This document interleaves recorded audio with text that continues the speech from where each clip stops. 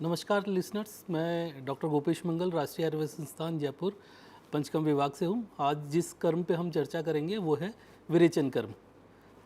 आज जो हम जिन आउटलाइंस पे चर्चा करेंगे, विरेचन कर्म क्या है, उसका क्या महत्व है, विरेचन किन किन द्रव्यों से विरेचन किया जाता है, अर्थात विरेचन द्रव्य कौन से हैं, किन किन रोगियों में विरेचन करना चाहिए, किन में विरेचन नहीं करना चाहिए, अर्थात विरेचन के योग्य कौन है, विरेचन के अयोग्य कौन है, और विरेचन किस प्रकार किया जाता है, अर्थात विरेचन की प्रक्रिया क्या है, और अगर विरेचन किया तो उससे कोई अगर कॉम्प्लिकेशन उत्पन्न होते हैं तो उसकी चिकित्सा कैसे की जाती है। तो आज इस आउटलाइन पर हम चर्चा करेंगे।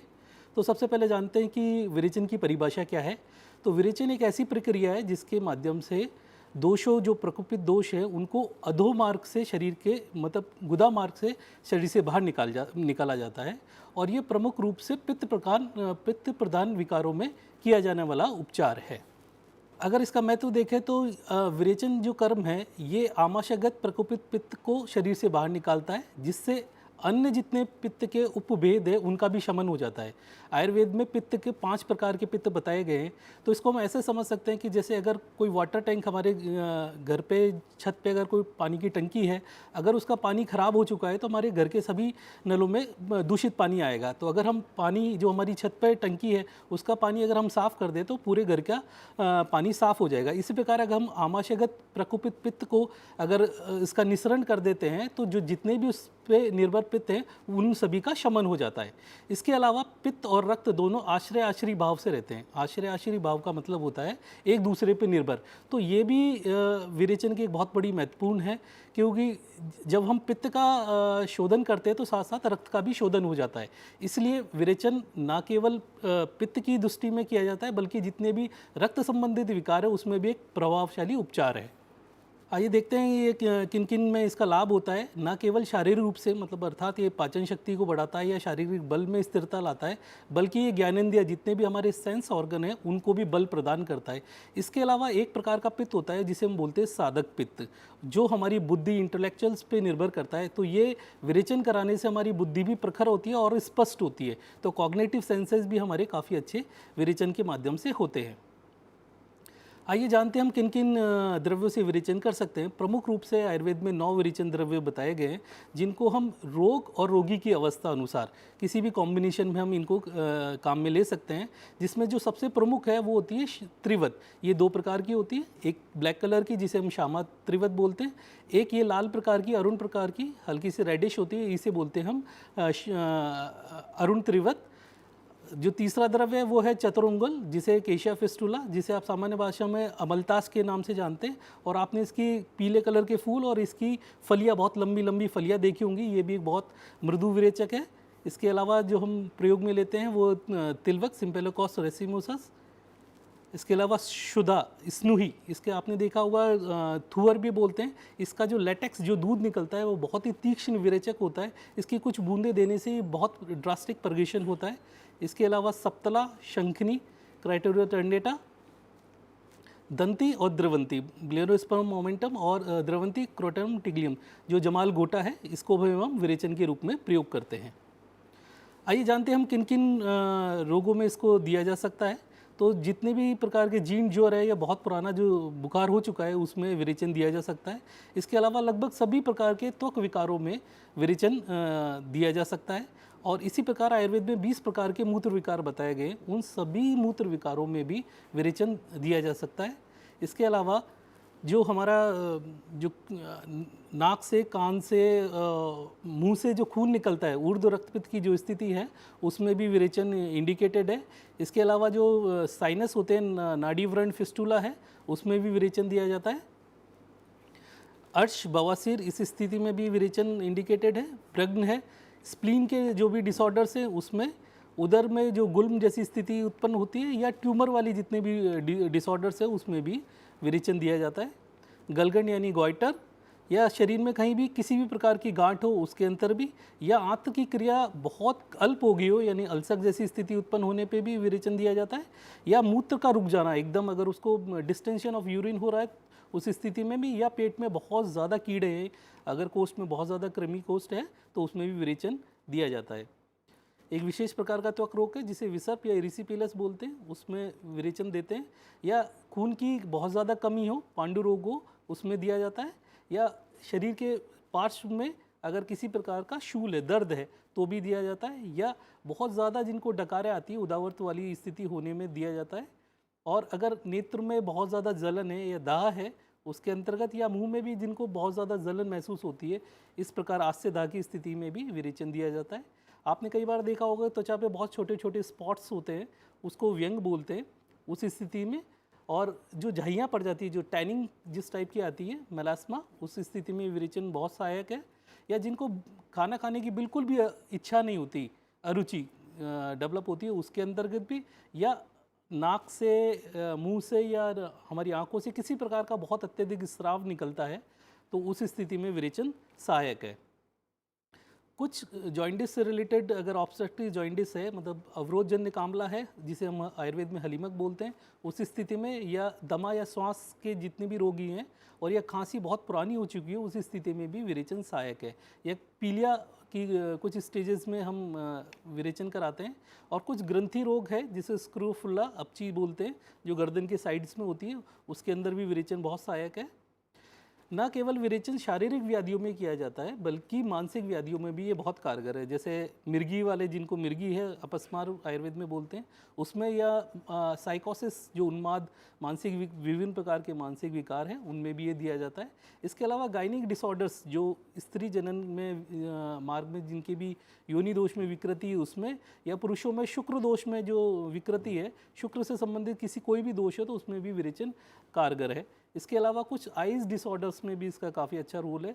जैसे हम तिमिर, कैटरेक्ट या मोतियाबिंद बोलते हैं, उसमें विरेचन दिया जाना चाहिए। या जिनको भोजन का जो स्वाद है वो अच्छा नहीं लगता, मतलब भोजन की अनिच्छा तो हो ही रही है, साथ साथ में फूड का टेस्ट अच्छा नहीं लग रहा, इस प्रकार की स्थिति में भी विरेचन सहायक है।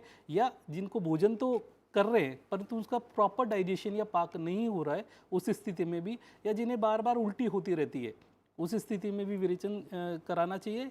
या त्वचागत जो स्पॉट है या फुंसियाँ है, उस तरह की स्थिति में भी, या शरीर में कहीं भी सूजन हो, किसी प्रकार की भी सूजन हो, उस स्वेलिंग हो, उस स्थिति में भी विरेचन हम कराते हैं। इसके अलावा सिरोसिस ऑफ लीवर या लीवर की जितनी भी डिसऑर्डर्स हैं, या कोई पेन है उस स्थिति में, और इवन कुछ न्यूरोलॉजिकल डिसऑर्डर्स है जैसे लकवा, पक्षाघात जिन्हें आता है, उस स्थिति में भी सर्वप्रथम विरेचन करा के कोई दूसरा मैनेजमेंट किया जाता है। या पेट के निचले भाग, जिसे हम पार्श्वशूल बोलते हैं, अगर वहाँ कहीं भी दर्द है तो उस स्थिति में भी, इवन अगर कमर में बहुत ज़्यादा जकड़न है जिसे हम कटिग्रह बोलते हैं, इस प्रकार की स्थिति में भी विरेचन कराया जाता है। या किसी को हल्का विष दिया गया हो और लंबे टाइम तक, तो उस विष के शोधन के लिए भी विरेचन कराना उत्तम होता है। फोड़ा फुंसी अगर बहुत ज़्यादा अगर ठीक नहीं हो रही हो, या ग्लूकोमा, जो काला मोतिया जिसे कहते हैं, आँख का डिसऑर्डर्स, और जिसको हमेशा उल्टी आने की सी इच्छा होती है और हृदयास होता हो, उस स्थिति में भी, या शिरोगत अगर उससे शूल है अर्थात सिर दर्द है, या सिर में उसको जलन महसूस होती है, उस स्थिति में भी विरेचन दिया जाना उचित है। बहुत ज़्यादा जीर्ण विबंध हो, यानी कब्ज बहुत ज़्यादा हो, या ऐसा व्रण जो बिल्कुल भी ठीक नहीं हो रहा हो, उस स्थिति में, या आंखों के चारों तरफ सूजन आती हो, पूरे आंखों के दोनों तरफ अगर उसे सूजन आती हो, या किसी प्रकार से उसके कान में या गुदा मार्ग में अगर उससे बर्निंग सेंसेशन या जलन महसूस होती हो, या मल के कारण अगर उसका पेट फूल रहा हो, अनाह की स्थिति हो, तो भी विरेचन दिया जाता है। ऐसी कई स्थिति है जिसमें हमें विरेचन नहीं देना चाहिए, अर्थात कॉन्ट्राइंडिकेशन क्या है या अयोग की स्थिति क्या है। उनमें जो सबसे प्रमुख है वो आंतर्गत क्षय है। अगर इंटेस्टाइन में अगर किसी प्रकार की टीबी है तो हम उस स्थिति में विरेचन नहीं देते हैं। या अगर गुदमार्ग में किसी प्रकार का अल्सर है या व्रण है, उसी स्थिति में भी नहीं देते हैं। या मुक्त नाल, अर्थात जैसे ही वो भोजन करता है और तुरंत उसे फ्रेश होने के लिए जाना है, मोशंस आता है, तो इस प्रकार की स्थिति में भी हम विरेचन नहीं देते हैं। या अधोगत रक्तपित्त, अर्थात गुद मार्ग से, योनि मार्ग से या मूत्र मार्ग से अगर कहीं से भी रक्त स्राव हो रहा है, तो उस स्थिति में भी विरेचन नहीं दिया जाता है। या किसी भी चोट के कारण उसे बहुत ज़्यादा वीकनेस आ गई है, उस स्थिति में भी हम विरेचन नहीं देते हैं। बहुत अधिक मेदस्वी, अगर बहुत मोटा कोई व्यक्ति है, अति स्थूल व्यक्ति है, तो उस स्थिति में भी विरेचन नहीं दिया जाना चाहिए।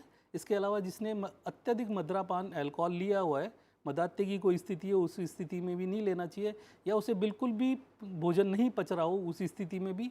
या पेट बहुत ज़्यादा ओवर डिस्टेंशन हो, आद्यमान की स्थिति हो, तो उस स्थिति में भी विरेचन नहीं दिया जाता है, या किसी प्रकार का शल्य विजातीय तत्व अगर शरीर में प्रवेश कर गया है उस स्थिति में भी हमें विरेचन नहीं देना चाहिए। इसके अलावा बुखार की अगर प्रारंभिक अवस्था है, नव ज्वर है, उसमें भी नहीं देते हैं, या जिनके बहुत लो बीपी रहता है, रक्तचाप बहुत कम रहता है, उस स्थिति में भी, या हृदय के कोई रोग हो उस स्थिति में भी हम विरेचन नहीं देते हैं, या नया जुकाम हो उस स्थिति में भी हम विरेचन नहीं देते हैं। इसके अलावा टीबी, कहीं की भी टीबी हो, राज्यक्षमा किसी भी ऑर्गन का हो, उस स्थिति में विरेचन नहीं देना चाहिए। और जिन्हें बहुत ज़्यादा दस्त हो, क्योंकि ऑलरेडी वो पहले ही उसे इतने लूज मोशन हो रहे, तो हम और कोई विरेचक औषध नहीं देनी चाहिए। तो ये सारे अयोग्य पुरुष हैं जिनमें हमें विरेचन का प्रयोग नहीं करना चाहिए। तो आइए जाने किस प्रकार विरेचन किया जाता है। तो ये पूर्व क्रम, प्रधान क्रम और पश्चात क्रम, ये 3 चरण है, प्रथम चरण, द्वितीय चरण और तृतीय चरण। ये तीनों चरण वस्तुतः सभी पंचकर्म के प्रोसीजर पे किया जाता है। जैसे अगर आप वमन करेंगे तो भी इन्हीं 3 प्रोसीजर पे करेंगे, और आने वाले कोई भी कर्म, नस्य, बस्ती या किसी पे भी हम चर्चा करेंगे तो भी इन्हीं 3 पूर्व कर्म, प्रधान कर्म और पश्चात कर्म, इन 3 चरणों में ही सारे पंचकर्म किया जाता है। तो आइए देखें किन विरेचन योगों को हम काम में लेते हैं। ये भी दोषानुसार होता है। अगर पित्त प्रकोपित है, यानी केवल पित्त की स्थिति है, तो हम त्रिफला क्वाथ के साथ त्रिवत चूर्ण या कोई भी उसकी कल्पना कर सकते हैं। यदि कफ प्रकोपित है की अवस्था है तो हम त्रिकटु चूर्ण के साथ त्रिफला क्वाथ या गोमूत्र देते हैं। या अगर वात प्रकोपित है तो इस स्थिति में हम त्रिवत चूर्ण लेते हैं, उसमें सेंधा नमक या शुंठी यानी सौंठ, एरंड तेल यानी जो अरंडी का तेल होता है उसको मिक्स करते हैं, उसको त्रिफला क्वाथ, मधु यानी शहद और दूध के साथ इसका प्रयोग करते हैं। इसके अलावा जो हम क्वाथ देते हैं उसकी भी एक मात्रा बताई गई है, जो उत्तम मात्रा है, उत्तम अच्छी मात्रा है बताई गई है, वो 2 पल, वो लगभग 100 ml के आसपास है। जो मीडियम डोज है, मध्यम मात्रा है, वो लगभग 1 पल है, जो लगभग 50 ml के आसपास होती है। और जो हीन मात्रा है वो अर्ध पल है, जो लगभग 25 ml के आसपास होती है। तो ये जो डोज का निर्धारण है वो हम रोगी के बल और उसकी किस प्रकार की डिजीज़ की सीवियरिटी है उसके अकॉर्डिंग हम इसका निर्धारण करते हैं। तो जो हम पहला चरण है इसमें पूर्व कर्म में सबसे इम्पॉर्टेंट है रोगी का परीक्षण। तो हमें सबसे पहले ये देखना होता है कि जो रोगी हमारे पास आया वो वस्तुतः उस कर्म के योग है या नहीं है। तो हम जैसे विरेचन कर्म पे चर्चा कर रहे हैं तो हमें सबसे पहले ये देखना होगा कि इस रोगी को हम विरेचन करा सकते हैं कि नहीं, ये योग है या अयोग्य है। दूसरा जो हमारा पॉइंट है वो है संभार संग्रहण। तो हमें अगर विरेचन कराना है तो किस किस मटेरियल की ज़रूरत होगी, हमें क्या क्या मेडिसिन चाहिए, अगर कोई कॉम्प्लिकेशन हुआ तो उसके लिए क्या मेडिसिन चाहिए, अगर कोई इक्विपमेंट्स उसमें यूज़ हो रहे हैं तो वो क्या इक्विपमेंट्स होंगे। तो हमें इसको पहले ही हमें सारा संग्रह कर लेना चाहिए। इस पूर्व कर्म में जो पंचकर्म के पूर्व कर्म आते हैं वो है स्नेहन और स्वेदन। तो जहाँ स्नेह विरेचन जब कराते हैं उसमें स्नेहपान कराते हैं। तो आपने ये स्नेहपान जो है वो वमन कर्म में जो आपने सीखा वो और विरेचन कर्म में जो स्नेहपान है वो बिल्कुल आइडेंटिकल है। मतलब जो वमन का पूर्व कर्म है वही लगभग सेम विरेचन का पूर्व कर्म है। तो इसमें जब हम स्नेहपान का चयन करते हैं या तो हम शुद्ध गोघृत देते हैं या कोई औषध घृत देते हैं, उसको कम से कम 3 दिन या अधिकतम 7 दिन तक बढ़ते हुए क्रम में। जैसे अगर हमने प्रथम दिन अगर 50 ml अगर हमने घी लिया है या जो भी हमने औषध सेलेक्ट करी है तो अगले दिन हो सकता है हम 30 ml ले या 40 ml ले। तो उसी क्रम में हम उसकी अग्नि की स्थिति के अकॉर्डिंग उसको बढ़ते हुए क्रम में अधिकतम 7 दिन तक हम घी या स्नेहपान कराते हैं, तब तक कि जब तक उसमें सम्यक स्नेहपान के लक्षण हमें प्राप्त नहीं हो जाते हैं। उसके बाद वमन और विरेचन में जहाँ अंतर है कि जब हम स्नेहपान पूरा कर लेते हैं तो वमन में 1 दिन का विश्राम काल होता है, जबकि जो हम विरेचन कर्म करते हैं उसमें 3 दिन का विश्राम काल होता है। तो इन 3 दिनों में हम अभ्यंग यानी मालिश और सिकाई 3 दिन तक निरंतर करते हैं, और जिस दिन विरेचन करते हैं उस दिन भी हम अभ्यंग और स्वेदन करते हैं। और जिस दिन विश्राम काल होता है विरेचन कर्म का, उसके अंतिम जो दिन होता है उस दिन हम लघु आहार और गर्म आहार देते हैं।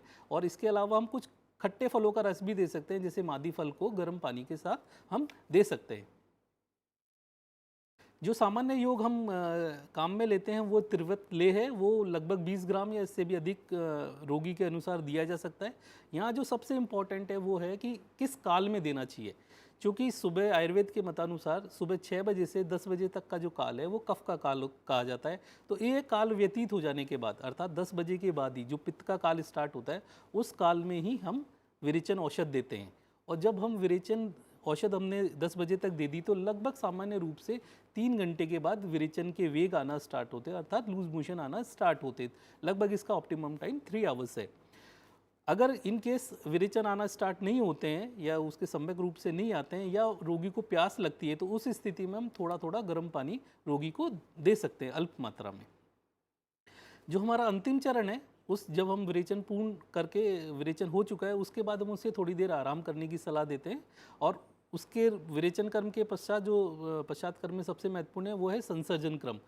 वो उसकी शुद्धि के अनुसार किया जाता है। अगर उसको हीन शुद्धि है तो हम 3 दिन तक देते हैं। अगर शुद्धि मध्यम प्रकार की है तो हम 5 दिन तक संसर्जन क्रम देते हैं। अगर उसकी शुद्धि प्रवर है तो हम 7 दिन तक देते हैं। तो ये वस्तुतः संसर्जन क्रम जो है वो उसको सामान्य बल, वर्ण और स्वास्थ्य की जब तक प्राप्त नहीं होता तब तक हम करते रहते हैं। तो यहाँ जो संसर्जन क्रम है वो बिल्कुल सेम है जो हम वमन कर्म में हमने देखा था। तो जैसे दोनों आइडेंटिकल है। तो इसके शोधन का, विरेचन के शोधन का आकलन भी हम करते हैं कि जो हम मल बाहर निकल रहा है उसका क्रम क्या है, इसका भी एक स्पेसिफिक क्रम है। तो सबसे पहले जब आप विरेचन कराएंगे तो सबसे पहले मल निकलेगा, उसके बाद पित्त निकलेगा, उसके बाद कफ निकलेगा और लास्ट में वात का थोड़ा सा निस्सरण होगा। तो आइए देखें कि हम किस प्रकार से ये जाने कि विरेचन जो हमने कराया है वो अच्छा हुआ है, मध्यम प्रकार का हुआ है या हीन प्रकार का हुआ है। तो इसके 4 क्राइटेरिया आयुर्वेद में बताए गए हैं: वैगिकी, मानकी, आंतिकी और लैंगिकी। वैगिकी मतलब जो आपने कितने वेग आए। तो अगर बहुत अच्छी शुद्धि हुई है तो लगभग 30 वेग आते हैं, मतलब 30 टाइम्स वो उसको लूज मोशंस होते हैं। अगर वो मध्यम प्रकार की शुद्धि है तो लगभग 20 के आसपास होते हैं। अगर वो 10 से कम है तो हम उसको हीन वेग या अवर शुद्धि मानते हैं। मानकी अर्थात जो हमने औषध दी है उसने किस प्रमाण में दोषों को शरीर से बाहर निकाला। तो ऐसा माना जाता है कि अगर प्रवर है तो 4 प्रस्थ दोष बाहर निकलेंगे, अगर मध्यम शुद्धि हुई है तो 3 प्रस्थ निकलेंगे और अगर अवर शुद्धि हुई है तो 2 प्रस्थ दोष शरीर से बाहर निकलेंगे। इसके अलावा अगर इस तरह की संकल्पना भी हमें नहीं मिलती तो सबसे इम्पॉर्टेंट वो होता है आंतिकी। अगर उसके बाद में कफ निकला है या नहीं, तो ये तीनों में कफांत होना चाहिए। और जो उसके लक्षणों के आधार पर हमें उसकी शुद्धि, सम्यक शुद्धि हुई या नहीं है, ये हमें देखते हैं। तो आइए हम इन नटशेल में हम इसको समझें कि इसका पूरा संक्षेप में कैसे विरेचन कर्म 3 कर्मों में किया जाता है: पूर्व कर्म, प्रधान कर्म और पश्चात कर्म। पूर्व कर्म में हम स्नेहन स्वेदन जो भी हमें वस्तु संभार संग्रहण करना है, आतुर की परीक्षा करनी है, उसे किस डोज में हमें विरेचन औषध देनी है, ये सब हम पूर्व कर्म में देखते हैं। प्रधान कर्म में उसको आतुर की परिचर्या क्या होती है, वेग का निर्णय क्या हो, उसको किस प्रकार के शोधन हुआ है, अगर कोई कॉम्प्लिकेशन हुआ है तो उसका क्या ट्रीटमेंट करना चाहिए। और पश्चात कर्म में उसे किन किन कर्मों को नहीं करना चाहिए, परिहार विषय मतलब आहार विहार में, रहने और खाने पीने में उसे क्या चेंज करनी चाहिए, किस प्रकार हम संसर्जन कर्म करेंगे। उसके बाद अगर मैं कोई और कर्म कराना है, मतलब विरेचन के बाद अगर कोई और शोधन कर्म कराना है, बस्ती करानी है, नस करानी है, उसका विचार करना चाहिए। या अगर हम संतर्पण चिकित्सा करनी है उसको, तो वो भी पश्चात कर्म में किया जाता है। तो विरेचन कर्म के पश्चात अगर हमें 3 प्रकार के लक्षण मिल सकते हैं। अगर सम्यक, अगर बहुत अच्छी प्रकार से हुआ है तो हम उसे सम्यक योग बोलते हैं। अगर विरेचन ढंग से नहीं हुआ है तो उसे अयोग के लक्षण हम मिलेंगे। और विरेचन बहुत ज़्यादा हो गया है, 30 से भी ज़्यादा अगर विरेचन के वेग आ चुके हैं और अतियोग के लक्षण हुए हैं, तो कौन कौन से लक्षण हैं, आइए हम उन्हें जानते हैं। तो सबसे पहले अगर सम्यक लक्षण है कि अगर रोगी को कमजोरी महसूस होती है यानी दौर्बल्य आती है, उसको शरीर में हल्कापन महसूस होता है, लाघवता आती है और थोड़ी थकावट यानी ग्लानि महसूस होती है, तो ये उसके अच्छे लक्षण हैं। जिस रोग के लिए हमने विरेचन कर्म किया है उस रोग के लक्षणों में कमी होना या ठीक हो जाना, ये भी सम्यक लक्षण है। और जो वायु का अनुलोम गति होना, ये भी विरेचन के सम्यक लक्षण है। और जो पाचक अग्नि है उसका बढ़ जाना, ये विरेचन के सम्यक योग के लक्षण है। इसके अलावा अयोग के लक्षण है, अगर उसके शरीर में कोई भारीपन या अशुद्धि जैसी फील होता है, उधर में उसको अगर पेट में बहुत ज़्यादा भारीपन आ रहा है या खाने में वापस उसको अरुचि डेवलप हो रही है, खाने की इच्छा नहीं हो रही है, पित्त या कफ का उत्क्लेश हो रहा है, या पूरे शरीर में खुजली हो रही है, किसी एक अंग विशेष में खुजली हो रही है, या शरीर में जलन हो रही है, किसी अंग विशेष में उसको दाह या जलन की स्थिति हो रही है, या कुछ फुंसी या पीड़िकाएँ या रेडनेस कुछ डेवलप हो गई है, और या उसे जुकाम हो गया है, या उसे एकदम कॉन्स्टिपेशन हो गया है यानी विबंध हो गया है, मल का अवरोध हो गया है, तो ये हम अयोग की स्थिति जानते हैं। विरेचन अगर अति मात्रा में हो गया है तो जो मल है उसके साथ उस खून आ सकता है, जिसे हम सरक्त मल कहते हैं, या जो उसकी गुदा है वो बाहर आ सकती है, रेक्टम प्रोलैप्स हो सकता है, या उसे बहुत ज़्यादा प्यास लग रही है, या उसे चक्कर आ रहे हैं, या उसकी आंखों का अंदर की तरफ धंस जाना, ये सारे विरेचन के अतियोग के लक्षण हैं। तो ऑलमोस्ट ये जो सीवियर डिहाइड्रेशन के लक्षण होते हैं वही लगभग विरेचन के अयोग में प्राप्त होते हैं। तो किस प्रकार का आहार विहार हमें करना चाहिए विरेचन के बाद या दौरान। तो ये आहार विहार के जो प्रतिबंध हैं ये लगभग ये सभी पंचकर्म के सारे प्रोसीजर में समान है। तो यही आहार विहार आपने वमन में भी देखे थे, वही ऑलमोस्ट सेम विरेचन में भी है। तो जैसे आपको पूरे आहार विहार के दौरान आपको हल्का सा गुनगुना जल का सेवन करना चाहिए। सीधी हवा ना लगती हुए इस तरह के रूम में रहना चाहिए कि सीधी हवा ना हो या बहुत ज़्यादा कोई कोल्ड वेव्स आप पे शरीर में ना टकरा रही हो। जो आपके नेचुरल अर्ग्स हैं जैसे मूत्र है, मल है, इनका आपको वेगों को नहीं रोकना चाहिए। छींक आ रही है, कोई भी वेग जो आ रहा है नेचुरल अर्जेस है, उनको आपको नहीं रोकना चाहिए। इसके अलावा सबसे इम्पॉर्टेंट है दिन में नहीं सोना है। तो जो दिवस अपने वो नहीं करना चाहिए और जो शीतल वस्तुएं या शीतल जल के संपर्क से हमें बचना चाहिए। और जैसा मैंने आपको पहले बताया कि इसके बाद जो संसर्जन कर्म है वो एग्जैक्टली सेम वमन कर्म के समान है। तो जो हम पहले वमन कर्म में हम पढ़ चुके हैं कि धीरे धीरे हम उस अग्नि को बढ़ाते हैं और लघु आहार से गुरु आहार की तरफ जाते हैं, जो हम ऑलरेडी डिस्कस कर चुके हैं। इसके अलावा कुछ जब हम विरेचन कर्म करा रहे हैं तो उसके बाद कुछ व्यापद आने की संभावना भी होती है। अगर कोई व्यापद आते हैं तो उसको किस प्रकार से मैनेज करना है आइए हम देखते हैं। तो जो सामान्य व्यापद होते हैं वो है आद्यमान यानी पेट का फूलना। तो इसी स्थिति में हम दीपन पाचन की कुछ मेडिसिन देते हैं, उससे ठीक कर सकते हैं। परिकर्तिका यानी गुदा मार्ग में काटने जैसी फीलिंग होती है तो उस वक्त हम शीतल जल से उसको स्नान कराते हैं और उसके लाक्षणिक उपचार किया जाता है।